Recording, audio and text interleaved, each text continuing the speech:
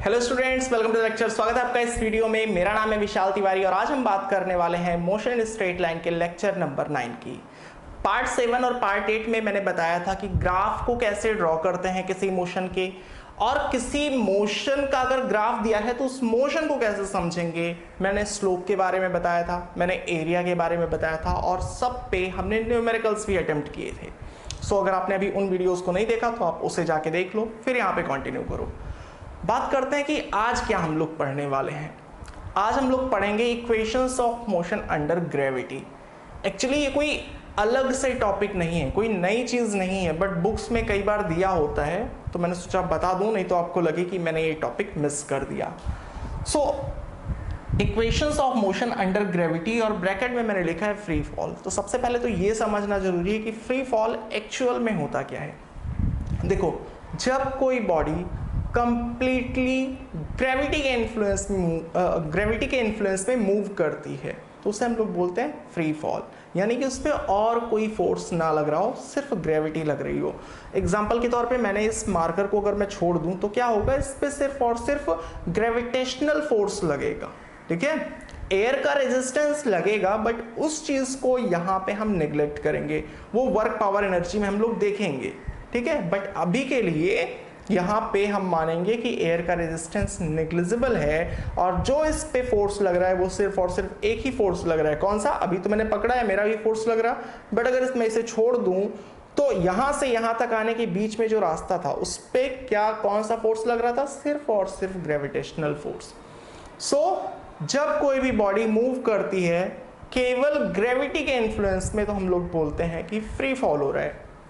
एक चीज और, कई बार ये मिसकॉन्सेप्शन होता है हमारा कि फ्री फॉल में बॉडी हमेशा नीचे ही जाती है। अगर मैं मार्कर को ऊपर फेंक दूं, जो डेफिनेशन है हमारी फ्री फॉल की, मैं मार्कर को ऊपर फेंक दूं तो जैसे ही ये मार्कर मेरे हाथ से छूट के ऐसे पहले तो ऊपर जाएगा ना, ऊपर जाएगा फिर नीचे आएगा। सो मेरे हाथ से जैसे ही ये छूटा, अब इस पे कौन सा फोर्स लग रहा है? सिर्फ एक ही फोर्स लग रहा है, ग्रेविटी का। ठीक है, तो ये फ्री फॉल की कंडीशन में अभी भी है, बट ऊपर जा रही फिर नीचे आ रही। तो बाय डेफिनेशन हमको सिर्फ यही समझना है कि कोई भी बॉडी अगर सिर्फ और सिर्फ ग्रेविटी के इन्फ्लुएंस में मूव कर रही है तो उसे हम लोग फ्री फॉल कंसीडर करते हैं। आई होप कि आपको समझ आ गया होगा। अब मैं बात करता हूं कि इस पे बेस्ड न्यूमेरिकल्स, कई बार आपको एक्सप्रेशंस इस तरीके से देखने को मिल जाएंगे, v equal to u plus g t या माइनस जी टी हो सकता है, या s equal to u t plus half g t square. यहाँ पे माइनस भी हो सकता है, प्लस भी हो सकता है, यहाँ पर h भी हो सकता है और s भी हो सकता है। ठीक है, तो ये चीज़ें आपको याद रखने की ज़रूरत नहीं है। सिंपली हमें जो याद रखना है वो क्या है, v equal to u plus a t, s equal to u t plus half a t square, v square equal to u square plus 2as। ये तीनों इक्वेशंस ऑफ मोशन थे जो हमने डिराइव किए थे ग्राफिकल मेथड और calculus method दोनों से। सो यहाँ पे जब हम लोग ग्रेविटी की बात करते हैं तो कई बार आपको ऐसे एक्सप्रेशंस मिलते हैं जहाँ पे सिंबल्स चेंज कर दिए जाते हैं, बट उसका कोई खास मतलब नहीं है। बॉडी यहाँ से यहाँ गिरी तो आप चाहे डिस्प्लेसमेंट बोल लो चाहे हाइट बोल लो। एक्सेलरेशन को जनरली ए से रिप्रेजेंट करते हैं और ग्रेविटी के केस में एक्सेलरेशन ड्यू टू ग्रेविटी का जो सिंबल होता है वो जी होता है। वो हमने क्लास 9th में भी पढ़ा है, तो आप चाहो तो जी लिख दो। तो सारी बातें सेम ही हैं, हमें ज़्यादा कंफ्यूजन नहीं क्रिएट करना, हमें सिर्फ और सिर्फ इन्हीं को लेके चलना है। न्यूमेरिकल्स को सॉल्व करते वक्त जो सबसे ज़्यादा इंपॉर्टेंट चीज़ है वो है डायरेक्शन। कौन सी चीज़ प्लस में रखनी है, कौन सी चीज़ माइनस में रखनी है, इसको लेके मैं एक कंफ्यूजन आपका क्लियर कर दूं। सपोज दैट ये वाली डायरेक्शन प्लस में है और ये वाली डायरेक्शन माइनस में। अगर मैंने किसी डायरेक्शन को पॉजिटिव लिया तो उसके अपोजिट वाली अपने आप नेगेटिव हो जाएगी। अब ये बात तो समझ आती है कि अगर बॉडी यहाँ पे है तो हम लोग बोलेंगे कि ये वाली डिस्टेंस प्लस में होगी, अगर बॉडी यहाँ है तो डिस्टेंस माइनस में होगी। अगर बॉडी मूव कर रही है इधर जा रही है तो इसकी वेलोसिटी प्लस में होगी। सपोज दैट 20 से मूव कर रहा तो इधर है तो प्लस 20, बट अगर बॉडी इधर आ रही है तो माइनस 20 हो जाएगा। ये आसान चीज़ है, पर कई बार लोगों को कंफ्यूजन ये हो जाता है कि बॉडी इधर है प्लस वाले एरिया में, तो हमें +20 रखना है, ये नहीं, ठीक है। आपको देखना है बॉडी किधर जा रही है, वेलोसिटी किधर है, वेलोसिटी इधर है, बॉडी इधर मूव कर रही, तो ये डायरेक्शन कौन सा है, वो कहाँ है, इससे मतलब नहीं है, ये डायरेक्शन माइनस में, तो माइनस में पुट करना पड़ेगा। सिमिलरली अगर एक्सेलरेशन इधर है, फिर बॉडी चाहे जहां हो, एक्सेलरेशन इधर है तो उसे हम लोग माइनस में पुट करेंगे, ठीक है। आई होप समझ आ गया होगा, ये चीज़ें हमको क्लास 9th में ही पता होती हैं। चलो इस पे बेस्ड एक न्यूमेरिकल करवा दूं, फिर आगे बढ़ते हैं। ये कोई अलग से टॉपिक नहीं है। सपोज दैट ये है एक बिल्डिंग, बहुत ऊंची बिल्डिंग है, मैंने ले लिया है, जो इसकी लेंथ है वो कितनी है, 200 मीटर है, 200 मीटर। आप यहाँ पे खड़े हो और आपने एक बॉल को यहाँ से छोड़ दिया है। एक चीज़ ध्यान रखना है, किसी भी चीज़ को ड्रॉप करना या किसी भी चीज़ को थ्रो करना दो डिफरेंट चीज़ें हैं। थ्रो करने में क्या होता है, हम फेंकते हैं, या फिर अगर नीचे ही फेंक रहे हो तो हम नीचे फेंकेंगे। ड्रॉप करने में हम सिंपली छोड़ देते हैं, ठीक है। तो जब किसी भी चीज को ड्रॉप किया जाएगा तो उसकी इनिशियल वेलोसिटी कितनी होगी, 0 होगी। छोड़े हम, अगर मैं इस मार्कर को छोड़ूं तो इनिशियल वेलोसिटी 0 होगी, ये ग्रेविटी के चलते इसकी स्पीड बढ़ती जाएगी, ठीक है। थ्रो करने में इनिशियल स्पीड होती है, ठीक है। आई होप इतना आपको क्लियर हो गया होगा। तो यहां पे आप खड़े हो रहा, आपने क्या किया, एक बॉल को ड्रॉप कर दिया है, सिंपली छोड़ा है। और जिस टाइम पे आपने छोड़ा है, मैंने एक बॉल को थ्रो किया है, मैंने ऊपर की तरफ फेंका है, और मेरे फेंकने की जो रफ्तार है, जो स्पीड है, वो कितनी है, 40 मीटर पर सेकेंड। अब क्या होगा, दो चीजें हो सकती हैं। एक तो ये हो सकता है कि ये बॉल ऊपर जाए, देखो ये तो नीचे आएगा, ये ऊपर जाएगा, तो हो सकता है कि ऐसे नीचे आए लेकिन ये यहीं पर जाके ऐसे लौट आए, ये चीज़ भी हो सकती है। ये चीज़ भी हो सकता है कि दोनों जाके टकरा जाएं, दोनों पॉसिबिलिटी है। मैं पूछ रहा हूँ, इस क्वेश्चन में टकराएंगे, मैं पूछ रहा हूँ कि आप निकालो कितने टाइम बाद और ज़मीन से कितनी ऊंचाई पे दोनों बॉल्स मीट करेंगी, दोनों बॉल्स टकराएंगी, कितने टाइम में और जमीन से कितनी हाइट पे। एक चीज़ याद रखना, फिजिक्स में न्यूमेरिकल्स को सॉल्व करने में जल्दबाजी मत करना। जो फर्स्ट स्टेप होता है कि आपको क्वेश्चन समझ में आना चाहिए, क्वेश्चन समझ में आ गया तो आधी प्रॉब्लम सॉल्व। जनरली कई बार लोगों के साथ होता है, ये तो यहाँ पे तुमने एक्सप्लेन कर दिया, बट जब आप पढ़ो तो कई बार लोग जल्दी में कुछ मिस्टेक कर देते हैं। तो फर्स्ट स्टेप की क्वेश्चन आपको एकदम क्लियर होगी, क्वेश्चन क्या रहा है और कौन कौन सी डिटेल हमको दी गई है। तो चलो मैं इसको सॉल्व करवाता हूँ। ये क्वेश्चन मैंने इसलिए लिया है क्योंकि इसको मैं अभी अगले लेक्चर में रिलेटिव मोशन के बेसिस पे भी सॉल्व करवाऊंगा, और वहां पे मैं दिखाऊंगा कि कैसे एक ही स्टेप में आंसर आ जाएगा। अब मैंने आपको बता दिया है, अभी यहाँ पे जो हमारा बेसिक मेथड है उसे अप्लाई करेंगे। मैंने बता दिया है कि दोनों टकराएंगे, तो मान लेते हैं कि यहाँ कहीं पे टकरा गए। हमको निकालना क्या है, हमको निकालना है टाइम और जमीन से कितना ऊपर टकराएगी, जमीन से कितना ऊपर टकराएगी, ये दोनों चीजें निकालनी है। हमने मान लिया कि यहाँ पे टकराएंगी। अब उस दौरान ये बॉल यहाँ से यहाँ तक आया है, तो मैंने मान लिया कि डिस्प्लेसमेंट कितना है, S1 है, या फिर लेंथ ये कितना है, S1 है।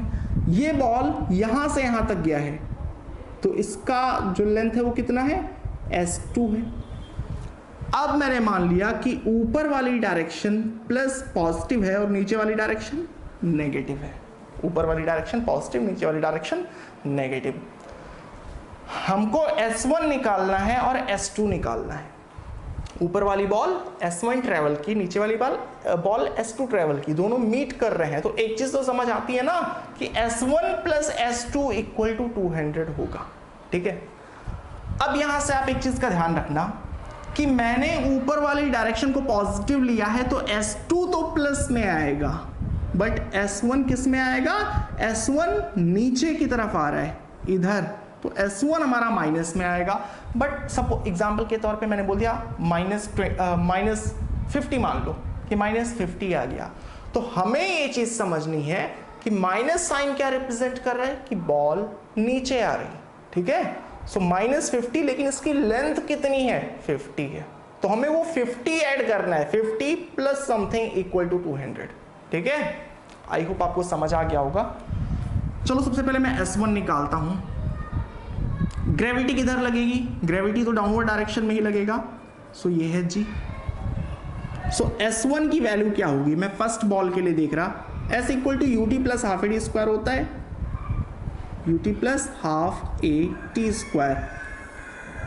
U की वैल्यू कितनी है, मैंने अभी बोला था कि बॉडी को छोड़ा गया है, जो बॉल है उसको ड्रॉप किया गया है, तो वेलोसिटी 0 है, time t plus half. G की वैल्यू कितनी है -10, मैंने यहाँ पर लिख दिया, सपोज दैट G की वैल्यू कितनी है 10 मीटर पर सेकेंड स्क्वायर। एक चीज और, G नीचे लग रहा है, डाउनवर्ड डायरेक्शन में लग रहा है, तो हमें कौन सा सिंबल पुट करना पड़ेगा, माइनस का। सो -10 लिखेंगे, मैं माइनस को आगे ले आ रहा हूं, सो ये हो गया t स्क्वायर, सो t स्क्वायर। यहां से क्या आ गया, S1 इक्वल टू 2 5 जा यानी कि -5 t स्क्वायर, ठीक है।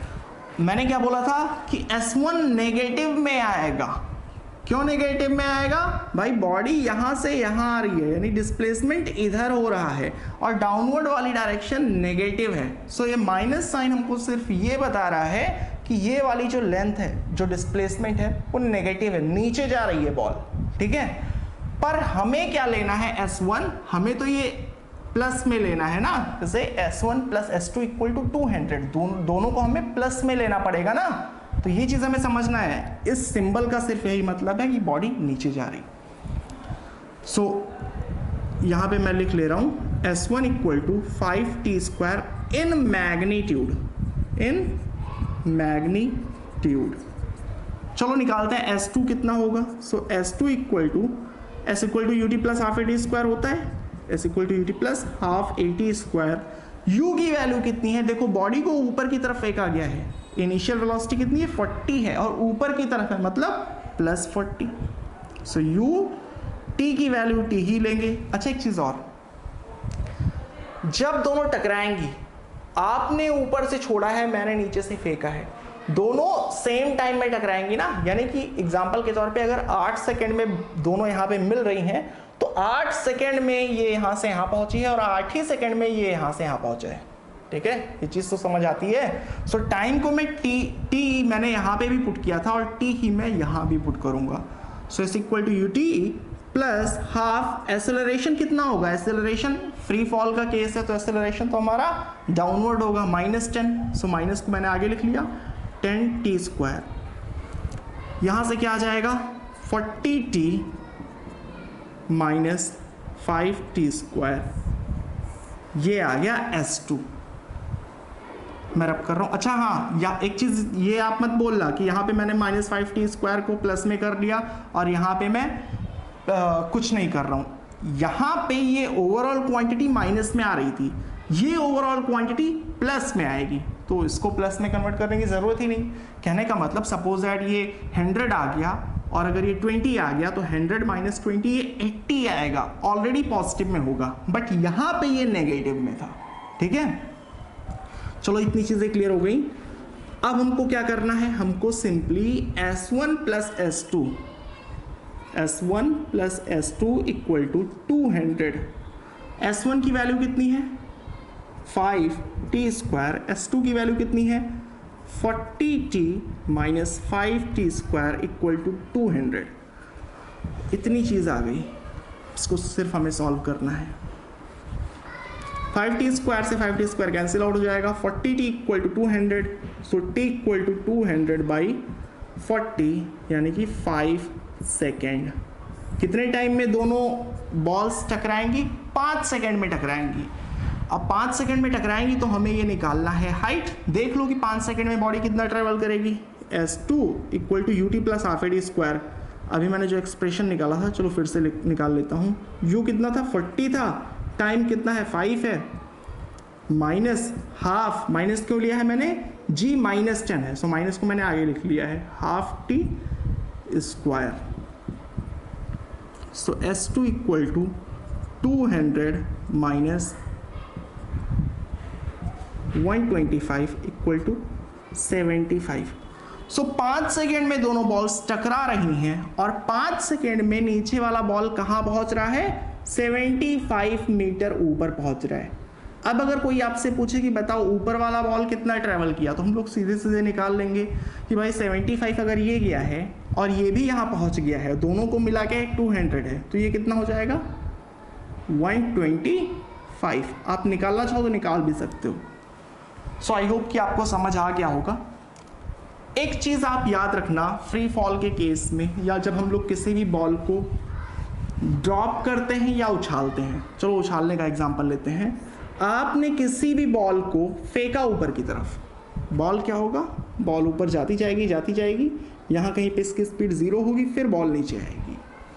तो याद रखना, यहाँ से यहाँ तक पहुँचने को अगर हम फर्स्ट पार्ट माने और यहाँ से यहाँ तक आने में सेकेंड पार्ट माने, तो याद रखना फर्स्ट और सेकेंड दोनों पार्ट एक दूसरे के, आप ये बोल सकते हो, सिमेट्रिक होते हैं। ठीक है, एग्जैक्टली सेम होते हैं। कहने का मतलब क्या है कि अगर मैंने इस मार्कर को 20 मीटर पर सेकेंड से ऊपर फेंका, सो ये जाएगी, रुकेगी, और जब ये मेरे हाथ को वापस से हिट करेगी तो इसकी स्पीड वापस से 20 ही होगी। मैंने 20 से फेंका है, बीच में कहीं पे 7.5 है, तो 7.5 है, ऊपर गई, फिर से जब लौट के आएगी उसी पॉइंट पे पहुंचेगी, तो 7.5 इसकी स्पीड फिर से होगी, बस डाउनवर्ड डायरेक्शन में। ठीक है, तो ये चीज़ याद रखना। अगर 4 सेकेंड में बॉडी ऊपर जाके रुक रही है फिर नीचे आ रही है, रुकने का मतलब बहुत ही एक किसी मोमेंट के लिए वेलोसिटी घट रही है, जीरो हुई, उस टाइम पे बोलते हैं कि जस्ट ये रुकी है, फिर नीचे आने लगती है। ठीक है, सो जितना टाइम ऊपर जाने में लगता है उतना ही टाइम नीचे आने में लगता है। ये बहुत बेसिक चीज़ें हैं, ये हमने प्रैक्टिकली महसूस भी किया है। आप किसी भी बॉल को ऊपर फेंको, सो जितने टाइम में ऊपर जाएगी उतने टाइम में नीचे आएगी, given that air friction is negligible. ये चीज़ हमें कंसीडर करना है कि एयर का फ्रिक्शन अगर नेग्लिजिबल है तो। सो आई होप कि यहाँ तक आपको कोई प्रॉब्लम नहीं हुई होगी। अब मैं आपको 2 कंडीशंस देने वाला हूँ जहाँ पे आपको ग्राफ ड्रॉ करना पड़ेगा, पोजीशन टाइम का, वेलोसिटी टाइम का, एक्सेलरेशन टाइम का। दोनों केसेस को देने का मतलब ये है कि आप इस चीज़ को समझ सको कि सारी चीज़ें पता होने के बाद भी लोग मिस्टेक्स क्यों करते हैं। मैं दोनों केसेस बताऊंगा, उसके बाद आपको सारे ग्राफ ड्रॉ करने हैं खुद से, और उसके बाद आपको वीडियो को कंटिन्यू करना है, मैच करना है मेरे सॉल्यूशन से। सो केसेस क्या क्या हैं, दोनों केसेस को मैं एक साथ ही बता दूंगा। पहला जो केस है ये है ग्राउंड, एक बॉल को यहां से आप ऊपर की तरफ फेंक रहे हो, स्पीड कुछ भी ले लो, 100 200 कुछ भी, तो बॉल ऊपर जाएगा सर्टेन हाइट तक, उसके बाद बॉल नीचे आ जाएगा। ठीक है, आपने बॉल को फेंका, बॉल ऊपर गया, रुका, बॉल नीचे आया, आपके हाथ में वापस से आ गया। सो आपको इस ड्रॉ करना है position time graph, velocity time graph और acceleration time graph. I hope कि यहां तक आपको दिख रहा हो। और जो दूसरा केस है हमारा, हो सकता है लाइन मेरी सीधी ना बन रही हो, क्योंकि इधर से देखने पे सीधा लगता है, सामने से टेढ़ा रहता है। जो दूसरा केस है, उस केस में ये है हमारा ग्राउंड, आप बॉल को यहाँ से छोड़ रहे हो, ठीक है, सर्टेन हाइट से छोड़ रहे हो, सपोज दैट ये फर्श है, और बॉल आती है, बॉल फर्श से टकराती है और बॉल वापस से यहाँ पहुँच जाती है। ठीक है, जाती है, जाता जो भी है। सो यहाँ पे आपने बॉल को ड्रॉप किया, बॉल टकराया और बॉल वापस से आपके हाथ में चला गया। यहाँ तक का ग्राफ बनाना है। एक चीज़ और, यहाँ पे कोलिजन को हम लोग इलास्टिक मान रहे हैं। जो कंडीशंस हैं वो मैं आपको बता दे रहा हूँ। इलास्टिक कोलिजन का सिंपली मतलब आप ये समझो, प्रैक्टिकली अगर मैं बॉल को छोड़ूँ तो ये मैं ड्रॉप कर रहा हूँ तो ये फर्श से टकरा के मेरे हाथ तक नहीं आएगा, ये पहले ही कहीं पे रुक जाएगा। इन इलास्टिक कोलिजन होता है। बट मैं यहाँ पे मान रहा हूँ परफेक्टली इलास्टिक कोलिजन, और एयर के रेजिस्टेंस से जो एयर का ड्रैग है मैं उसको ज़ीरो मान रहा हूँ। तो ऐसे केस में अगर मैं बॉल को छोड़ूंगा तो बॉल नीचे जाएगा और मेरे हाथ तक वापस आ जाएगा। सो यहाँ पे भी हमें ड्रॉ करना है पोजीशन टाइम वेलोसिटी टाइम और acceleration time graph, velocity time और एक्सेलरेशन टाइम ग्राफ। एक चीज़ और, ऊपर वाली डायरेक्शन को, दोनों ही केसेस में ऊपर वाली डायरेक्शन को पॉजिटिव लेना है, नीचे वाली डायरेक्शन को नेगेटिव लेना है। यहाँ पे जो ओरिजिन आप मानोगे, हम लोग एक्स एक्सिस मानते हैं ना, तो यहाँ पे आप एक्स एक्सिस इधर मान लो कि ये है हमारी एक्स एक्सिस, बॉल ऐसे मूव करेगी ना, सो ये है एक्स एक्सिस, ओरिजिन ये है हमारा जहाँ से बॉल मूव कर रही है, और इस केस में भी ओरिजिन नीचे वाला पॉइंट है, ये है ओरिजिन, ठीक है। So initially ball certain height पे है। अब आप ड्रॉ करो पूरी ईमानदारी से, उसके बाद वीडियो को कंटिन्यू करना। मैं इसको सॉल्व कर रहा हूं, ग्राफ को बता रहा हूं। पोजीशन टाइम ग्राफ कुछ ऐसा बनेगा, वेलोसिटी टाइम ग्राफ कुछ इस तरीके से बनेगा, और एक्सेलरेशन टाइम ग्राफ ऐसे बनेगा। ठीक इसी तरीके से यहां पे जो पोजीशन टाइम ग्राफ बनेगा वो ऐसे बनेगा, velocity time graph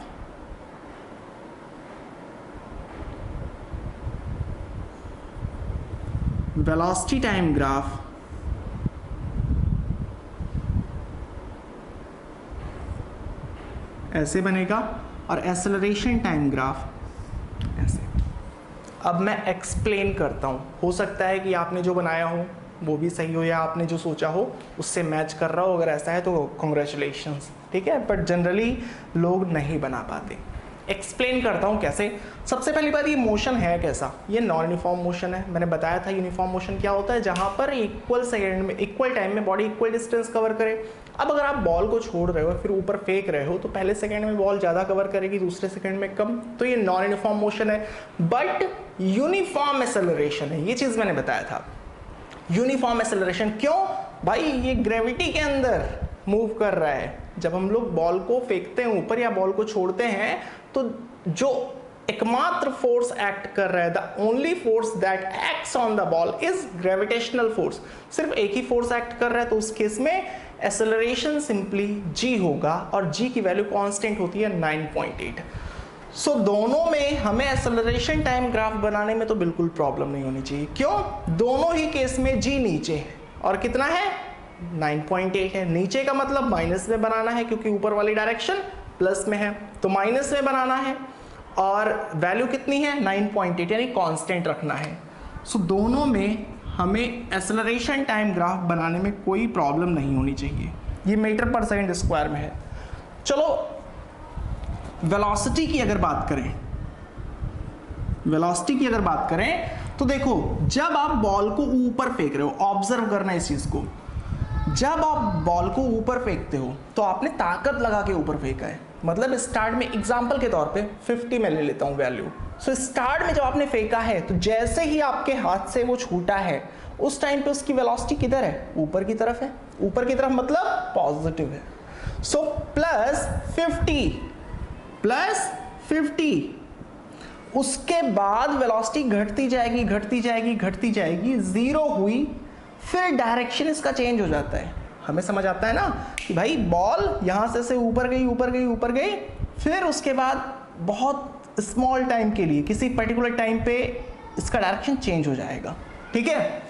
so start में वेलोसिटी ऊपर की तरफ ही ज़्यादा थी, प्लस 50 लिया, फिर 40, फिर 30, फिर 20, फिर 10, फिर 0, ठीक है। आप देख रहे हो ना, 0 हुआ, फिर नीचे की तरफ 10, 20, 30, 40, 50, दोनों सिमेट्रिक होता है ना।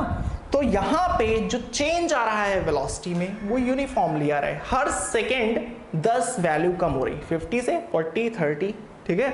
ये यूनिफॉर्म एक्सेलरेशन का एग्जांपल है, और यूनिफॉर्म एक्सेलरेशन में स्ट्रेट लाइन ग्राफ बनता है। स्ट्रेट लाइन क्या रिप्रेजेंट करता है कि जो वेरिएशन आ रहा है वेलोसिटी में वो यूनिफॉर्म है, हर सेकेंड सेम अमाउंट से वेलोसिटी चेंज हो रही।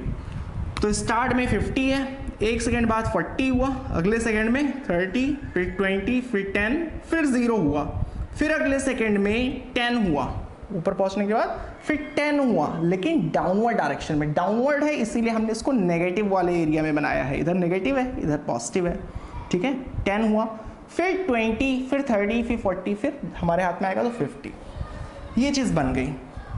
अच्छा, हम लोग स्लोप वाइज भी देख सकते हैं। वेलोसिटी टाइम ग्राफ का स्लोप एक्सेलरेशन रिप्रेजेंट करता है, ये चीज़ मैंने बताया था ना कि पोजीशन टाइम ग्राफ का स्लोप वेलोसिटी को रिप्रेजेंट करेगा और वेलोसिटी टाइम ग्राफ का स्लोप एक्सेलरेशन को रिप्रेजेंट करेगा। देख लो आप, ये लाइन है तो स्लोप कैसा है? कांस्टेंट है। लाइन का स्लोप कैसा होता है? कांस्टेंट होता है। अब ये पॉजिटिव स्लोप होता है, ये नेगेटिव स्लोप होता है। सो स्लोप इसका कांस्टेंट है और है कैसा? नेगेटिव है, तो एक्सेलरेशन भी माइनस कांस्टेंट आएगा।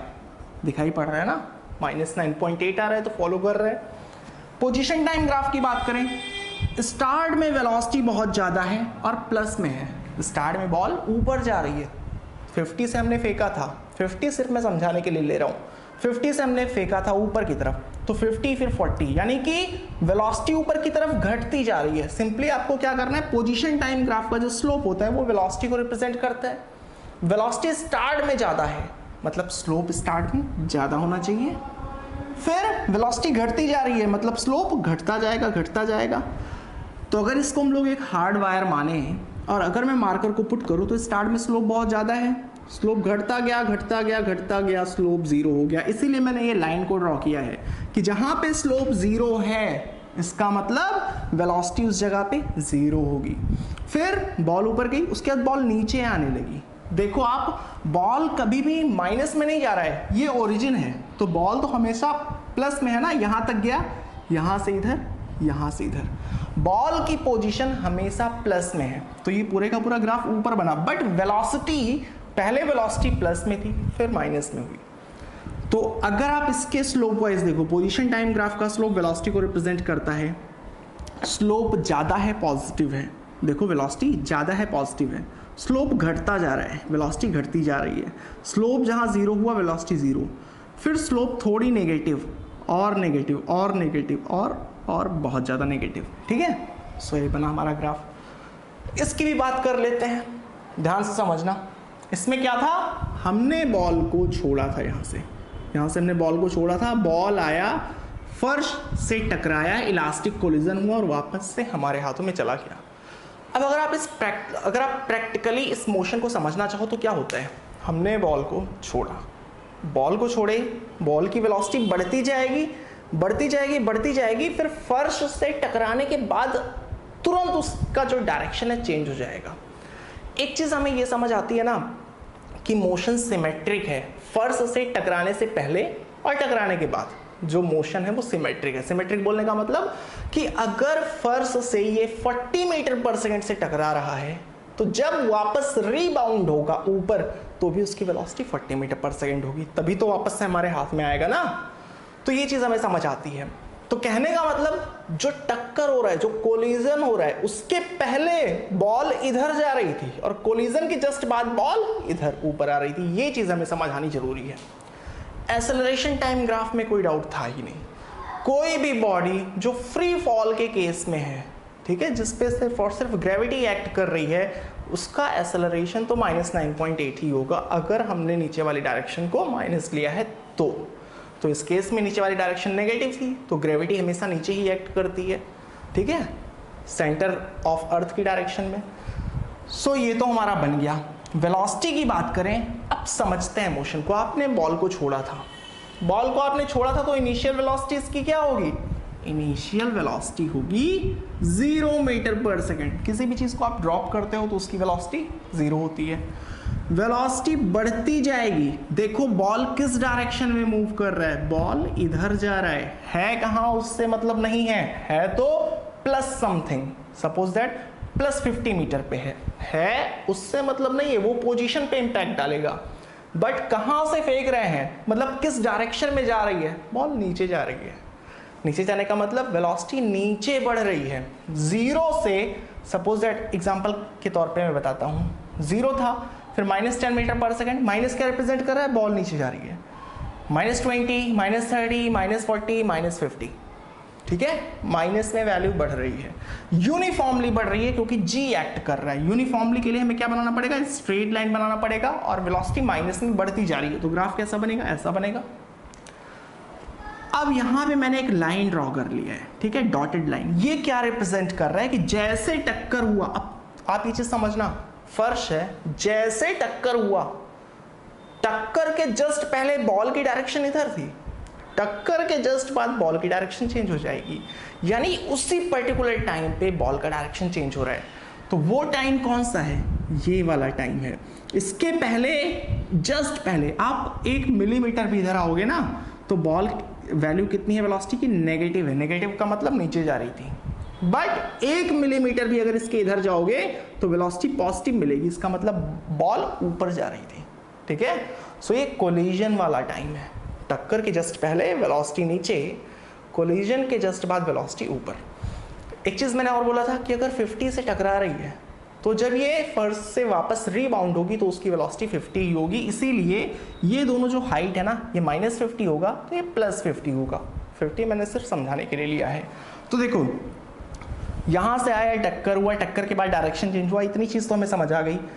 अब ये ऊपर जाएगा जाएगा जाएगा, फिर से वेलोसिटी कम होती जाएगी ना। मैंने बोला था मोशन सिमेट्रिक होता है कि अगर 0 से 10, 20, 30, 40, 50, फिर 50 के बाद 40, 30, 20, 10, 0, ठीक है, मेरे हाथ में आ गई बॉल। सो v की वैल्यू कम होती जाएगी, सो v की वैल्यू कम होती गई। वेलोसिटी टाइम ग्राफ, हमें एक्सेलरेशन टाइम का ग्राफ पता था, बट अगर वेरीफाई भी करना चाहें कि क्या ये हमारा सही है तो देखो कैसे वेरीफाई करेंगे। वेलोसिटी टाइम ग्राफ का स्लोप एक्सेलरेशन को रिप्रेजेंट करता है।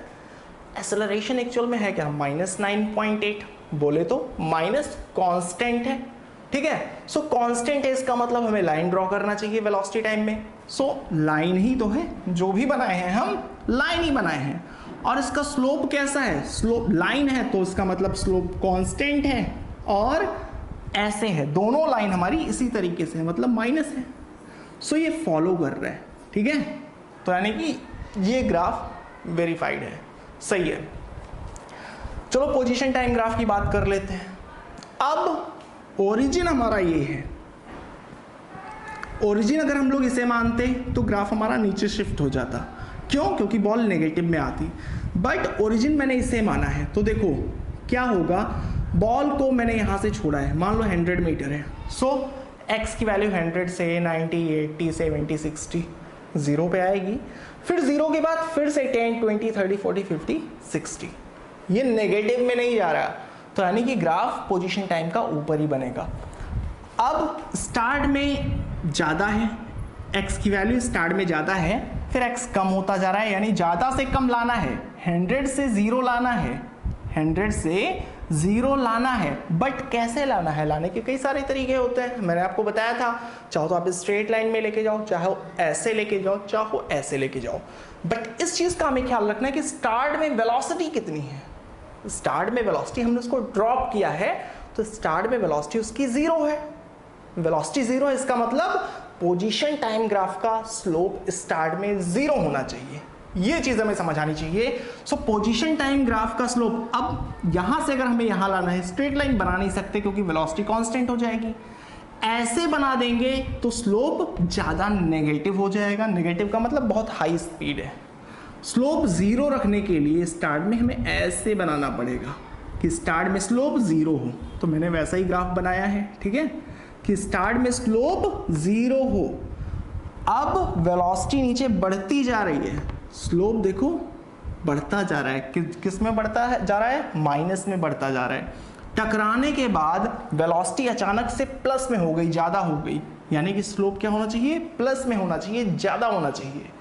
सो टकराने के जस्ट बाद देखो स्लोप माइनस में बहुत ज़्यादा है, अब उसके बाद जैसे टकराया स्लोप प्लस में बहुत ज़्यादा है, मतलब वेलोसिटी प्लस में बहुत ज़्यादा है।